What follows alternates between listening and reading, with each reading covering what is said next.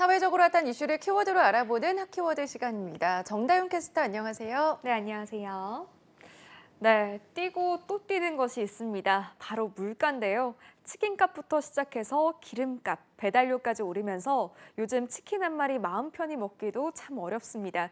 이 소비자 물가 상승률이 4%를 돌파했는데요. 10년 3개월 만에 가장 높은 상승률입니다. 왜 이렇게까지, 또 언제까지 한없이 뛰기만 할까요? 핫키워드에서 짚어보겠습니다. 네, 물가 무섭다고 하더니 결국 소비자 물가 상승률 4%까지 올랐어요. 네, 10년 3개월 만에 높은 상승률이라면 이 어느 정도인지 짐작이 가실까요? 지금 4.1%를 찍었으니까 이 4배 이상 증가한 건데요. 굉장히 높은 수준입니다. 보통 4%쯤 되면 도대체 오르지 않는 게 없다는 느낌이 드는 정도라고 보시면 될 것 같습니다. 네, 가장 크게 느낄 때 직장인들의 경우 점심값이 아닐까 싶은데요. 재료값이 오르다 보니까 식당들도 가격을 올렸더라고요. 네, 맞습니다. 밖에서 밥 사 먹는 것도 부담스러워진 요즘인데요. 지난달 외식비는 생선회 10%, 치킨 8% 등 평균 6.6% 상승하면서 24년 만에 가장 많이 올랐다고 합니다. 외식업체의 원가 부담이 높아질 수밖에 없는데 이 우유 가격이 업체별로 5%에서 6%가량 오르면서 우유를 원재료로 한 치즈와 버터, 제과류와 빙과류 가격도 오름세를 보이고 있습니다. 소주와 맥주 가격은 올해 초 출고가가 인상됐고요. 네, 물가가 오른다는 이야기 여러 차례 전해드리긴 했는데 왜 이렇게 급격하게 오르기만 하는 걸까요? 네, 가장 중요한 부분은 역시나 원유, 유가, 그다음에 원자재 가격, 곡물 가격이 급격하게 작년 10월 근처부터 오르기 시작했기 때문인데요. 특히 석유류는 무려 30%가 넘게 폭등했는데 이 영향이 가장 큽니다. 석유류가 오르면 모든 제품 가격들이 결국 다 오르게 되니까요.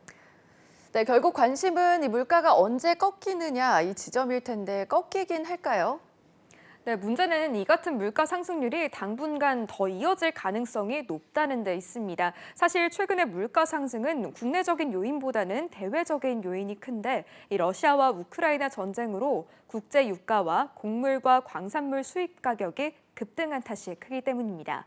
한국은행은 지난 2월까지만 해도 물가 전망치를 3.1%로 봤는데요. 최근 구체적인 전망치를 내놓진 않았지만 높은 물가 상승률이 연말까지 계속될 가능성이 크다는 입장입니다. 네, 앞으로 줄줄이 인상될 것만 남았는데 물가를 잡기 위한 특단의 대책이 필요해 보이는데요.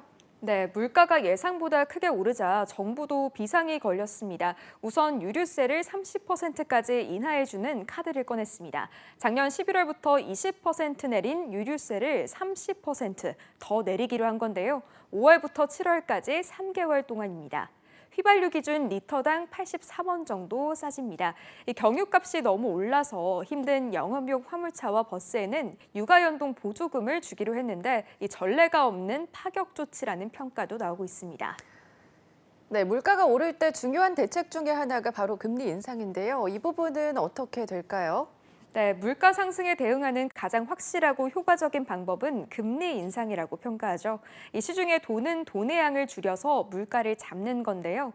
그래서 한국은행은 지금 기준금리를 작년에도 2번, 올해 1월에 1번 올렸습니다. 한국은행 금통위가 지금 1.25% 금리를 2%대 이상으로 끌어올릴 것이란 전망이 우세한 상황인데 다음 주 결정을 지켜봐야 할 듯 싶습니다. 네, 물가 상승세 이유는 복합적이고 전 세계가 겪는 현상입니다. 하지만 높은 물가는 서민에게 가장 큰 피해를 입히는 만큼 충격을 최대한 줄일 수 있는 대책 마련이 필요해 보입니다. 지금까지 핫키워드 정다윤 캐스터였습니다. 고맙습니다.